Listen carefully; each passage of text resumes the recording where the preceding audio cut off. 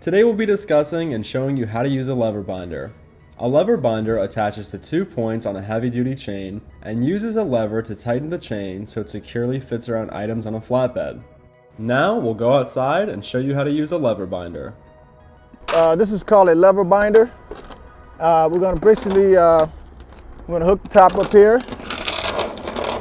take the bottom chain, pull it down here,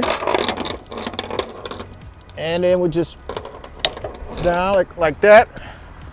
And then we're going to take the excess chain, wrap it around here so it doesn't kick back. You can take a bungee or a tie or whatever you have. Try to put it in here just to give it some, make sure it doesn't kick back, and there you go.